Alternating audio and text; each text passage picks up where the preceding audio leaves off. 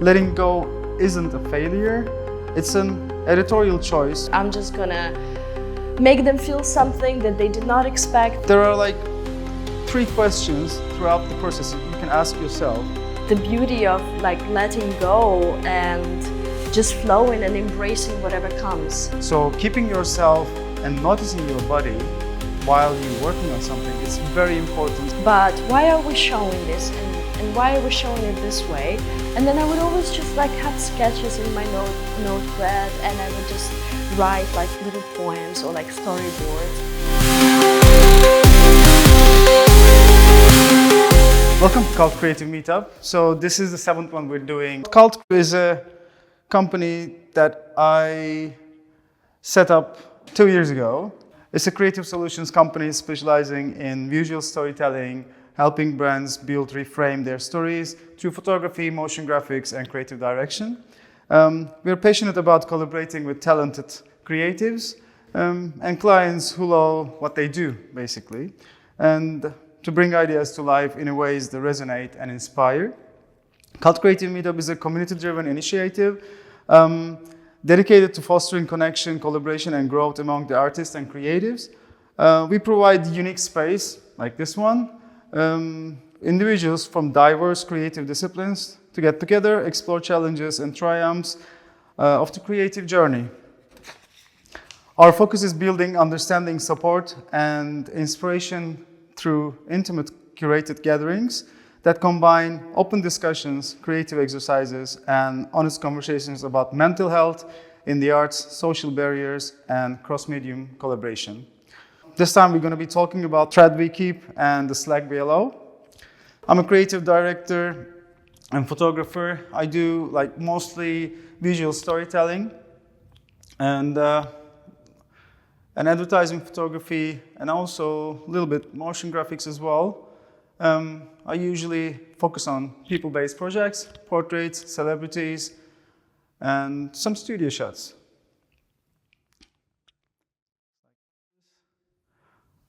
And we do a little bit on motion graphics as well. We used to work with a lot of music bands having their promotions throughout the UK. So I used to do their motion graphics for like the bands that I really love and admire, basically after 7 years. In Cult, we just put everything together. So we work with the freelancers, we hire them, we collaborate with them, and then create projects like this, or like shoots, or whatever the client needs, basically. And we have a co-host today, Anastasiya Bura. She's a director exploring human nature. She will tell more about herself after that. And then we have supporters, as always, Mert Doğan and Turgut Çetinkaya. And then we have another supporter today who's helping us with the cameras, Yasemin. Thank you. And today we're going to talk about this issue. We're holding 2 ideas at once, perseverance and letting go. So these are the 2 ideas that we're going to talk about today. The creative work asks for endurance, drafts, rejections, late nights, and patient craft. But there is a point where the grips become a strain. So we're creating algorithms within noisy systems, so including deadlines, budgets, and comparisons. It's easy to confuse effort with clenching. Perseverance isn't like stubbornness. It's a disciplined return, showing up to learn, not just to win. It holds the shape without hardening. Letting go isn't a failure. It's an editorial choice. So I suggest like 2 quiet checks on your creative journey. One of them is aliveness test, and the other one is the cost check. So whatever you create, you need to keep in mind, like, if you remove, the first one is, if you remove the metric, the client, the algorithm, does your curiosity remain on that project? If not, you may need to let it go. Or this is a cost check, the second one. So what the project is asked of you. Do you lose sleep? Do you have difficulty with your relationships because of your work? Or you lose integrity, in a sense, while you're working? Proportionate to what it gives back. So there's a balance. It should be a balance. If you lose one of these things or many more, you may need to, ease yourself in a kind so you don't have that much stress keeping on you. So if you have yes to one of these questions, just keep it. And then if you have not, just loosen it. So body is one of the things that we should, listen in our daily life while we're doing work and while we create something. You should always check your, there are very visual and muscle signs in your body. If you're clenching here, or if your shoulders are going up, it's probably you are stressed about something that you don't even realize now. But it may be related to what you create or what you're trying to achieve on the road. So keeping yourself and noticing your body while you're working on something, it's very important. So this is another check that I would love to share with you. Letting go. This can look like shelving, handing off, simplifying the brief, or saying not now, but it's not actually. It's a different thing. There are 3 questions throughout the process you can ask yourself. What does perseverance look like when it's in self-punishment, when it isn't self-punishment? How do we support when attachment is blocking the movement? What tiny release could let work breathe? So each of these questions will lead you about how do you place your work in the space that you want to feel your grit and you want to feel your stand as well as a creative person. So if you maybe a tiny release on your work, and then your work can flourish in a different kind of way. If you clench on it, it will just choke itself. And it will choke you as well as a creative, because there will be no space for you to move around and then think differently, because you will be focusing mainly on the client or what they ask you for or what they need from you. So these are the couple of things I just wanted to remind. I'll keep it short because Anastasiya will tell more about her story. So there's a quick exercise. I'm going to show you something just to keep your focus. Can you just stand up, please? Okay. So keep your focus on your feet, okay? Just look at your feet. Can you see my hands up here? No. Okay. Now look at me. Look back the horizon. You can see my hands, and also you can notice your feet, isn't it? So this is how you don't focus, because they're already there. You don't need to focus yourself on just one thing, because then you avoid the rest of the world. You can just keep your, view wider than that. And it's just easy with this move. It's very easy to do, but it's hard to achieve in your mind. So that was one of the exercises that I wanted to share. And then now if you can, I don't know, there's a little bit pairs around here. If you can just pair up with someone in the room, and then I want you to share one thing you want to let go and one thing you want to keep while you do your work. What bothers you? For maybe, let's just 1 minute conversation. Today, Anastasiya Bura is with us, and then she's going to be telling her journey about making a film, actually, and letting go about during the process. So I will leave the stage to her. Obviously, it's different for everybody, but I'm just going to talk about my journey so far. I'm a filmmaker and a director, and my journey to filmmaking has been a really complex one. It took me such a long time to allow myself to say that I'm a creative. Oh, I can direct this. I can do this. I'm full of ideas. It took me such a long time because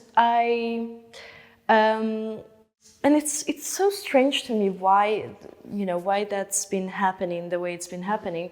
And so let's see what playing by the rules. So I started actually my journey with Just doing videos. I used to live in Dubai, and I used to do videos for brands and people, and lots of cool events and kind of luxurious experiences and brands and stuff.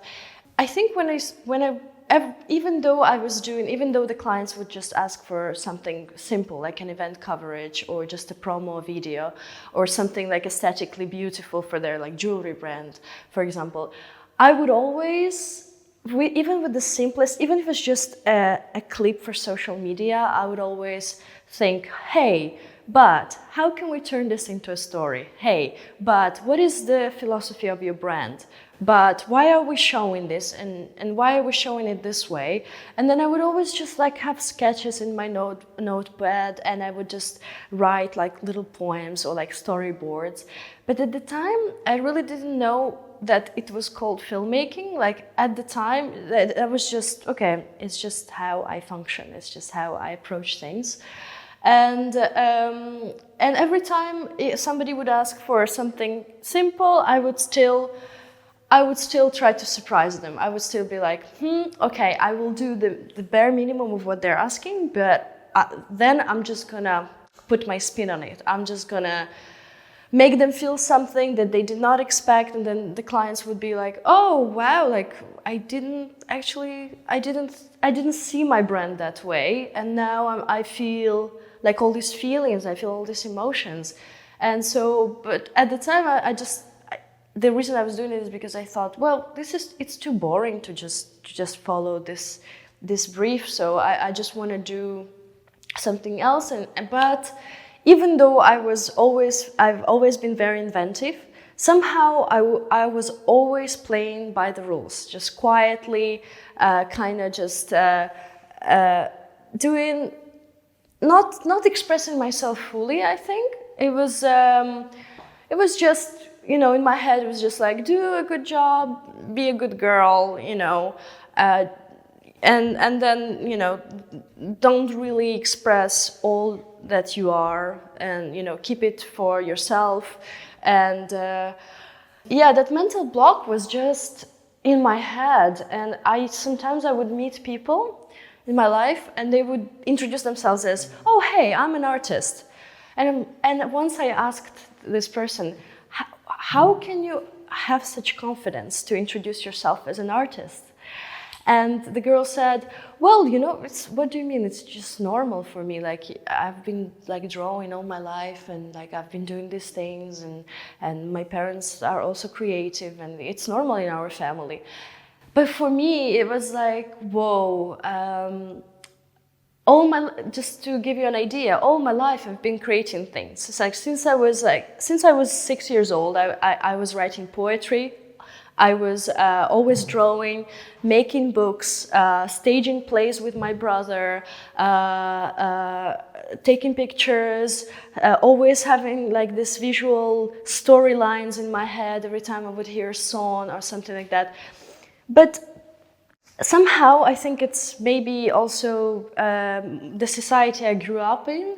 It was, I felt like, oh, like the artists, like the creatives, they're those people, and I'm not. Like, I'm just Anastasiya.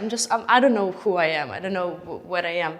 And it's just funny now that I think about how many blocks have stopped me from just exploring everything I am, and now. So I was creating these videos and doing like living my life, but somehow it was 9 years of my life in Dubai, and all these 9 years I've always had this like bubbling feelings inside of me. Hey, like I want more. I don't want to just be creating these pretty videos. I want to be doing something else, and I believe that I have so much more inside of me, but I don't know how to get it out. And so the catalyst that broke that pattern was actually this film. So my first film, it's a documentary called Hustlers of Dubai. This film has started with me basically analyzing all these complex feelings inside of me, of all these societal expectations, my childhood expectations, and feeling like, you know, the role that I'm playing, the face that I'm showing to the world is not exactly the entire truth. There's just so much more inside. There is all that like shadow self inside. There are all these doubts and concerns and a lot of pain as well. And none of my work reflects any of that. It's just, okay, pretty stuff, okay, fine, but where am I in all of that? And I think all those feelings for so many years, they manifested themselves in this actually poem that I first wrote. I'm going to read it to you.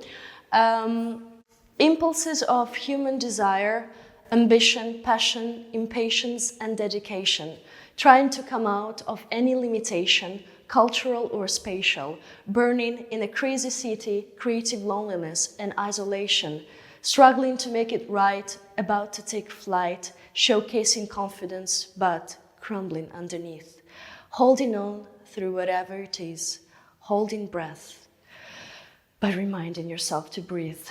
So this poem was the beginning of the film.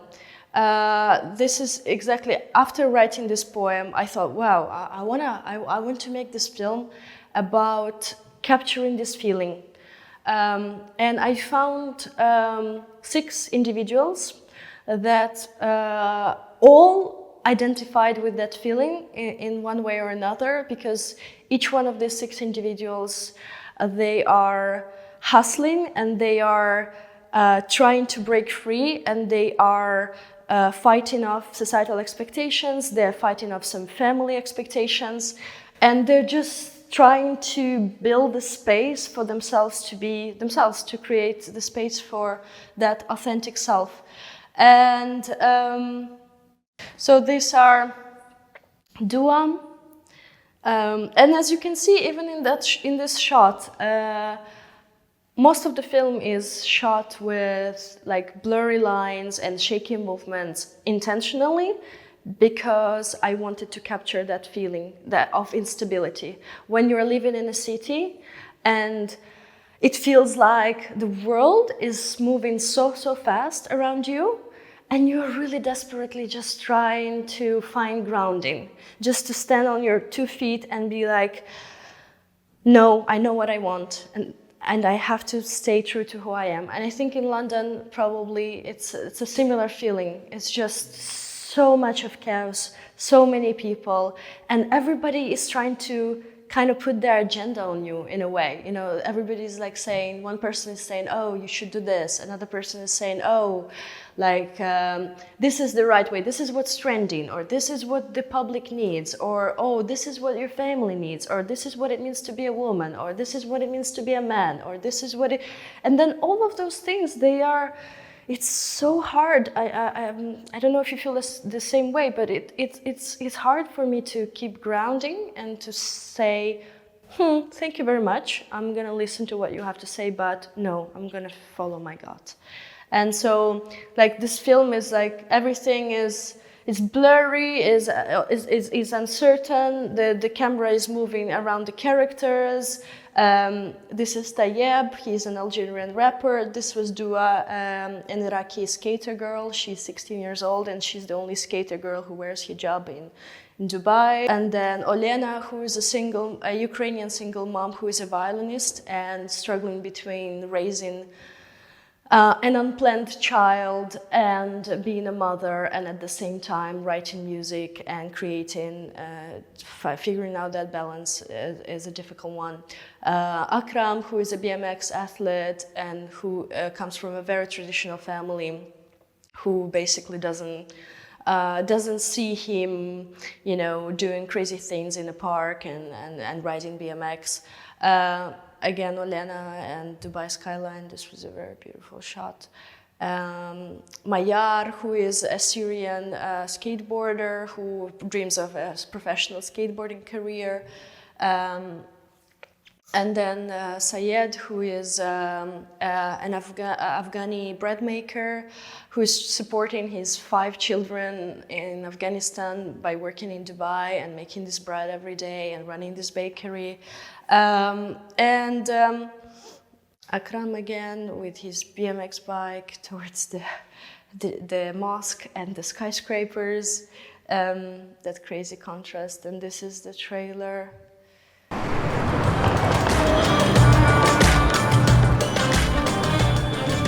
Do you want to sacrifice all this for skateboarding? Once you like something and it's who you are, you can't just stop it, you know? They told me that you don't have any future, like it'll be very hard for you. How to take care of my family, and you are with an expired visa. I'm worried about my happiness.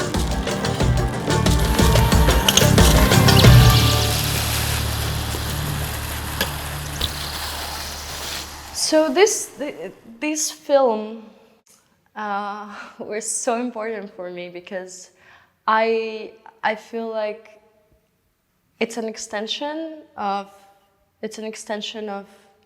who I am, and this film has allowed me to make that transition between playing it safe, being a good girl, not expressing myself fully, and then suddenly uncovering all that world of so many feelings and just being free and just being playful and creative and following my gut and doing lots of things that were rising from deep within me. And yeah, so I thank my friend John, who actually at the time, he's a cinematographer, and he approached me and he said, Anastasiya, I'm buying a new camera, like, dude, how about you direct something and I'm gonna film it? I was like, are you serious? Like, for real? And he said, yeah, for real, let's do it. So I pitched him an idea, and initially, it was supposed to be like a 2-minute film. It turned into a 33-minute film, and it had so many more people than we planned, and opportunities started arising. People started getting into the story, the idea, and they were like, oh, okay, I can design a poster, I can do the sound, or I'm gonna be second cameraman, or I'm gonna help you with the edit.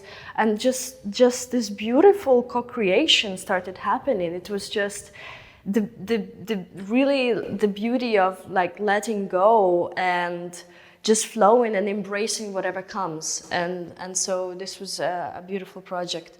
And after this moment of, okay, finally I allow myself to play, to experiment, to be everything I want to be. Once I accepted that okay, so I want to do more things. I want to direct. I want to make films. Of course, you accept that version of yourself, and then you start asking questions. Okay, but tell me more. Who am I? Okay, so is that the feeling? Okay, so what else do I like? What else is calling out to me? What do I really stand for? What are my real interests? And then you start exploring, basically. And what happened is that I moved to Portugal, to Lisbon. And Lisbon was just a mind-blowing city that I think changed it just gave me so much of freedom to play and to create and to meet all these beautiful people. And so once I've allowed myself to be an artist, to be a creative, I started suddenly being involved, meeting all these people that were involving me with interesting projects. And one of them is Poems for Strangers, my handsome friend Nico, who basically, meeting people like Nico, for example, who is this person who would come to a bar in Lisbon, and he would bring a red candle, he would light it up, he would bring his typewriter, he would pick a table, and then he would just put a sign, 3 poems for strangers. And then people would just come and they would sit at the table with his candle and with his typewriter, and they would share everything. It was like, almost like, I was joking, that it was like a confessional, you know, it's just like all these people, not knowing him at all, sharing the most intimate stories of their lives, and then based on what they would share, he would create a poem. So he would just take 10-15 minutes to create the poem and type it on his typewriter. And, you know, I've learned, like, we've created a video together, a little, actually, like, documentary story about this project and about him. And it's wild for me that somebody like Nico, who can not think about, oh, what are people going to think about me? Or is this appropriate that I sit in this bar and do this? He would just come up with this idea, and then he would just go for it. And then he would just be there and interacting with people and not afraid. Like, for me, this is so inspiring. These are the people that have changed the way I see life, because they've taught me that all this overthinking, overanalyzing, self-doubts, it's all bullshit, basically. Life is not about that. Life is about picking up a typewriter, going to a bar and writing a poem. And you don't know how the poem is going to go. The strangers don't know if they're going to get a good poem. There is very little control in this process. But believe me, it's such a beautiful process when you just let go of your expectations and you allow yourself and life to take place.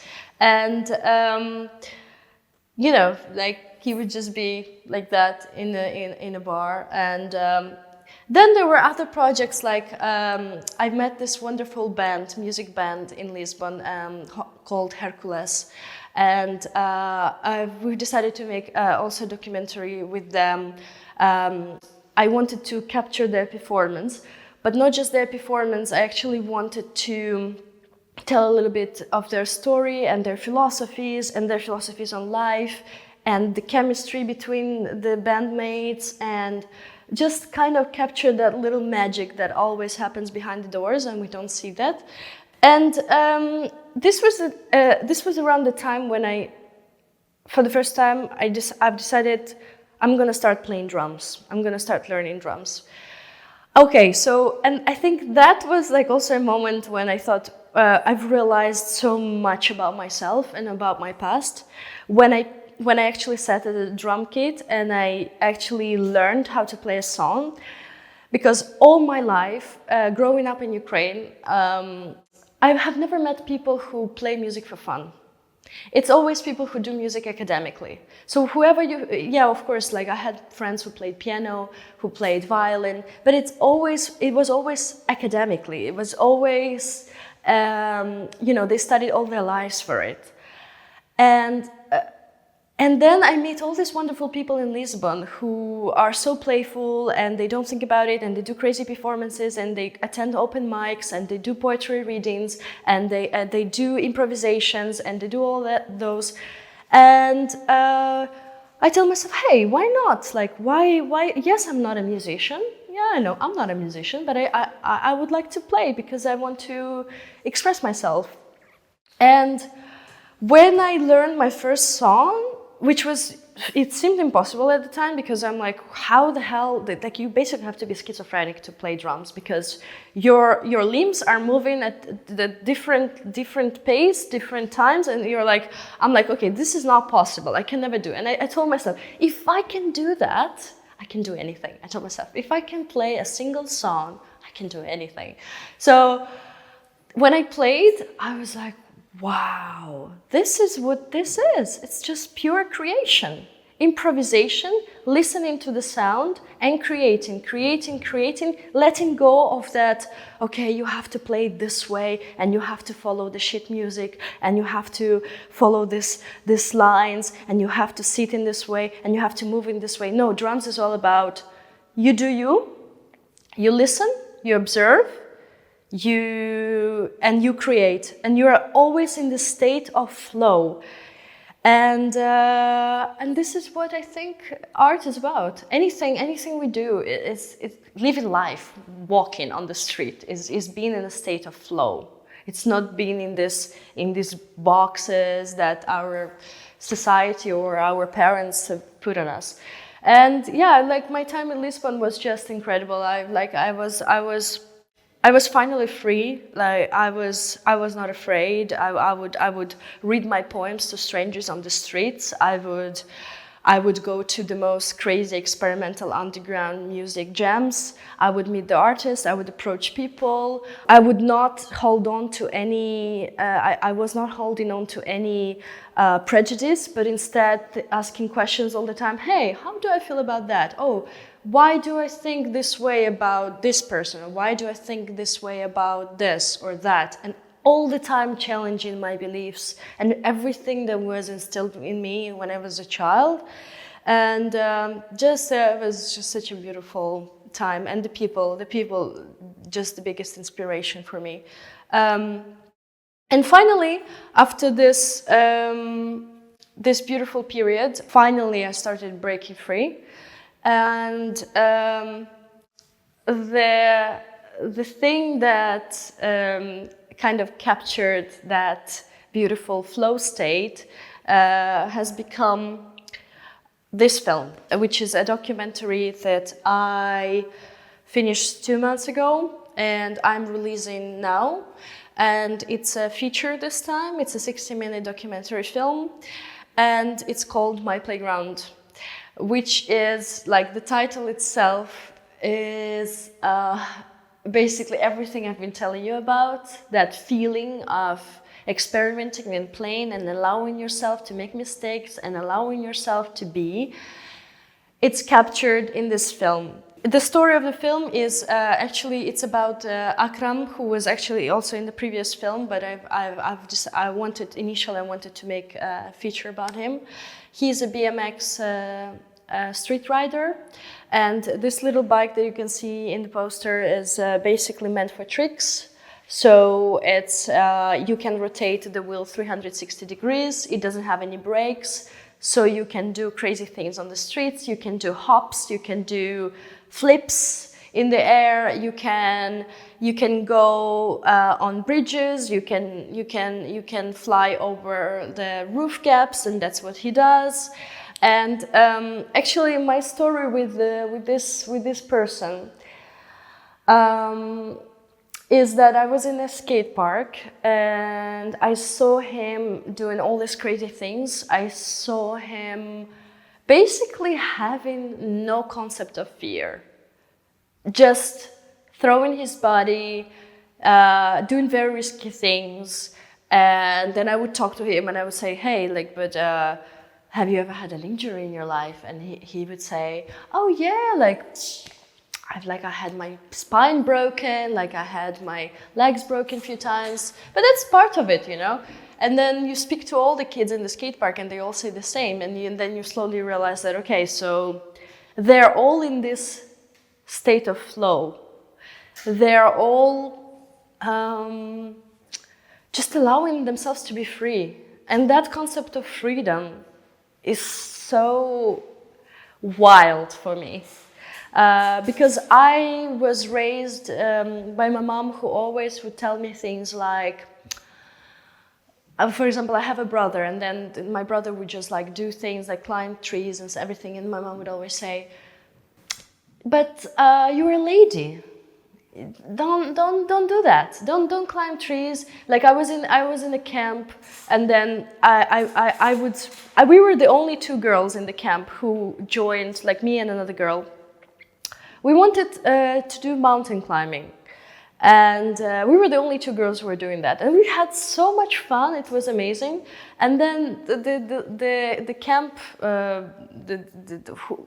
manager of the camp, who was the main lead of the camp, I still remember to this day. She told me, Anastasiya, but you have your knees scratched. That's not proper for a lady. I'm like, okay, so all my life, basically, I have to be a lady, like this, that's what all my life comes down to. It's so strange, like that concept. And I think that also transferred into my life because my mom would always say things like, just play it safe, you know, you have to always play it safe, never take risks, don't do anything crazy, because I understand her as well, because she grew up in a very extremely chaotic, crazy Soviet environment, which I'm just thankful that I wasn't born in that environment. But I understand where that is coming from, because when you are living in this crazy system that does not allow freedom of self-expression, then it's very hard to be free and playful and experiment and do things. But somehow, like that voice, you know, it was just always kind of influencing my life. And when I saw this new world of extreme sports and street culture, I thought to myself, wow, this is not how I see life. This is not what I know about life. And so obviously there are all these people that exist in a parallel universe almost. And that's why it was so inspiring for me. And when I was watching him for the first time, I thought to myself, hey, wouldn't it be so lovely to make a documentary about this whole world that I don't understand yet? So I approached him, and I was very scared when I approached him. It was just, yeah, let's do it. And then I told him, hey, but if we do it, like, I want you in. I want you, like, helping me out. I want you to be my lead, my guide into this world that I don't know about yet. And he said, okay, I'll do that. And so we did that, and together we went to Saudi Arabia first. Then we went to we were filming in Dubai. Then we went to Saudi Arabia. Then we went to Paris, Lyon, Barcelona, and Lisbon together. And that trip was crazy. And he does crazy things, like he climbs the rooftops of buildings, of famous buildings, and he basically rides down them or hops between the building gaps. And to me, this concept of just living life like this is fascinating. And I think thanks to him and to this world, I'm also way less scared to take risks in my life in general, even though I'm not a BMXer. Yeah, so he was like on top of this Zaha Hadid bridge in Abu Dhabi, which is actually even printed on a 100 dirham bill, and he climbed it and he rode all the way down. And he got like a big police fine, and he spent like 1 night in jail for this. But every time I ask him, hey, what did you think about that? And he's like, totally worth it. So I'm like, okay, great. As long as you were happy.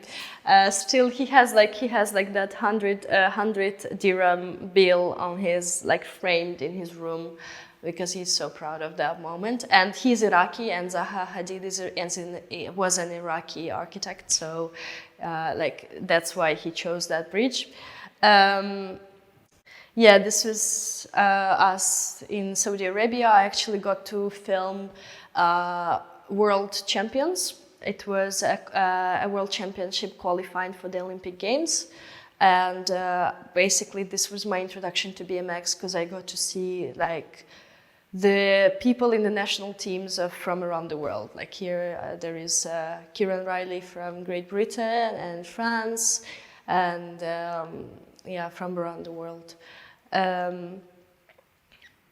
Yeah, so like, how do I go from being a videographer in Dubai, like covering like pretty aesthetic videos, like and doing brand shoots and covering events, to being on a bus with world-class champions, like making a documentary film? it's been an incredible journey, and I'm so much happier now, and I finally feel that I'm free, and there is nothing stopping me, and I can just I'm finally finding my niche, which is, I think, underground culture and human psychology, and those are the things that I'm really attracted to, and I want to tell those stories of basically people who don't really fit the mold. People who are different, and they are being themselves, and I'm very attracted to that, and I think I want to just tell the stories about those cultures and those people, because I don't believe that we exist on this. I don't believe that we exist on this one dimension. I think there are just so many dimensions in this life, and there are so many little worlds that we have no idea about, because we live in our world and we think, okay, this is what our world is, this is our bubble. But when life throws you challenges and you end up in very weird situations in your life, you suddenly understand, whoa, okay, so people also live like that, and people also do these things, and this also can happen. And then that bubble bursts, and you actually... Sometimes I found myself so many times in such uncomfortable situations, extremely uncomfortable situations, when I didn't know anything. I didn't know if I would be safe. I didn't know if I would be okay. I didn't know, just like life has been crazy. But I'm so much happier outside of that bubble. I'm just so much happier, and I'm glad that. That moment of letting go was very necessary to reach to this feeling, to this moment. We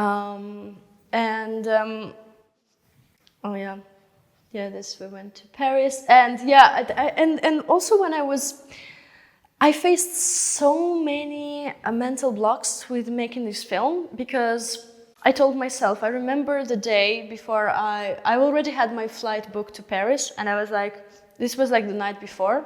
I laid out my equipment, and my equipment is not cinema equipment. It's just a basic video camera, very basic things.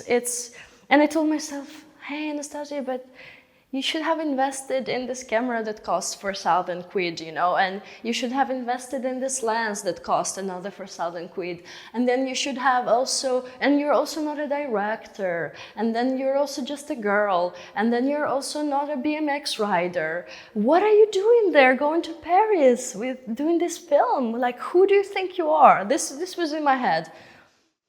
And then I was like, look, I told myself, like, it's okay. Yeah, maybe I do feel uncomfortable doing this. I am gonna feel embarrassed being the only girl with all these guys, riding with them and being with them, and I would feel embarrassed, but it's okay. It's better to do it still while being embarrassed than not to do it at all. And then I found ways to. I was editing on the trains. I would find ways to just ride with my camera on top of me, and then I would ride on the pegs with Akram behind him, or or I would rent a bicycle, and then I would tape with. Just to take a nice shot of a very important moment. And at the end, everything worked. But it was so important to just still go for it and forget about all this basically crap that, oh, you're not good enough, or, oh, you don't have the proper equipment, you don't have the proper time, this is not the right time, you're not at the right level. Irrelevant, because life is happening now, things are happening now. So all you can do is say yes or say no. That's all you can do. And it's absolutely waste of time to think that, oh, but maybe this or that. And so much of magic has come out of that. I've met so many people who were so supportive and would help me, and so many magical, crazy things happened in this film and on this trip. And at the end, I even bought a BMX bike myself, and I even brought it with me from Barcelona. Because I was like, okay, I'm sold. Like, I love this world. I don't want to be doing crazy flips, but I will be writing and I will maybe learn a few tricks and stuff. And this was the editing process. I actually built the story offline, put everything on the wall, and just try to construct the narrative before I do the online edit. And actually that edit did not work at all, and I had to basically start from scratch, even though I followed the perfect structure, all the rules, from all the books, talking to professionals, reading a lot, watching a lot, and then that at the end didn't work. And again, I had to just tell myself, hey, okay, reinvent, start again, start from scratch, do it again. And I had to change my approach to it, and when I changed my approach to it, everything started coming together in a much better way. This is Akram in Saudi Arabia, and this is what I'm talking about, like the magical things that happen when you let go. He didn't know I was filming him. It was just a prayer time, and he suddenly pulls out of his like sports backpack, his mat, and he puts it on the ground, and his BMX is there. And all these people, these Chinese tourists are behind us. The girl in a miniskirt is walking by, and there he was, like just in his world, praying in Paris, in Louvre, like right there. And I just thought, wow, I just started filming, and I was like, wow, this is such a sacred little moment. But it could not be planned. I only had to basically observe, listen, and adjust and capture.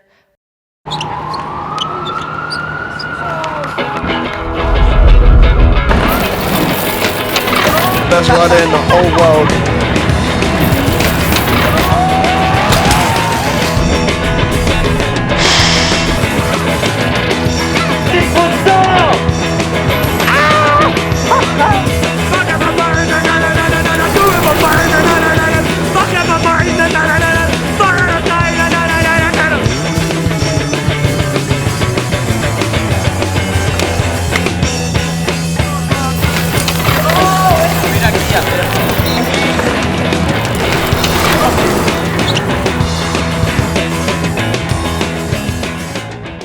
Yeah, I think this film, it's like a mark in my life that has captured all that striving for all that playfulness, staying playful and experimenting and being myself and being an inner kid and not letting the world or the society or my parents or anybody tell me that, okay, this is how things are done here. Hey, this is how things are done. Like, write it down, And I'm like, with this film, I basically told all of those voices in my head that no, there is no manual to life. There's just beautiful state of flow and playfulness and allowing yourself that space, allowing yourself to be you, allowing yourself to make mistakes, allowing yourself to be imperfect, allowing the imperfection in life, just allowing that to happen. It's okay. It's all fine.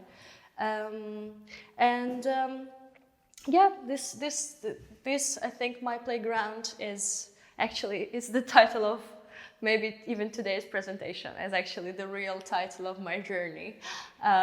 It's all been one big playground, and I just hope that I can create more and learn more, and I think with every day I will break more and more free and create more wonderful things. Yeah. The final thing that I would like to say is that actually for this film I am doing a Kickstarter campaign, and I'm raising some funds so that I can submit the film to film festivals around the world, and also do a premiere and also put it on some film markets, screen it at some film markets so that the producers, the agents can see the film. Unfortunately, all of that costs money, and that I don't have because I've already invested in making it, and I want to raise the funds to do that. And so if you believe in the idea, or if you can check it out. There is the QR code. If you want to scan it, you can maybe read about it. And if you believe in the idea, support it. If you don't, there is no pressure at all. It's just an open thing. So yeah. Or just share, basically. Yeah, or share. If you if you align with the concept, with the idea, because it's not just about this film is not about it's not about BMX. It's about life. Okay, and fin. Thank you. Thank you, guys. Thank you very much. What we can do now, we do exchange connections, and if you can scan one of the QR codes, this is our Instagram, this is the website that I created for the creative meetups. So we publish everything online, so you can see everything online and then watch the previous episodes that we shoot as well. If you want to join the waitlist, we have a couple of upcoming events. So another one will be next month. If you just join the waitlist, and if you just join the waitlist from the website, so you'll be the one first to hear, basically, because it will be very, very limited and private workshops. Thank you very much for everyone to coming today. Yeah, that's it.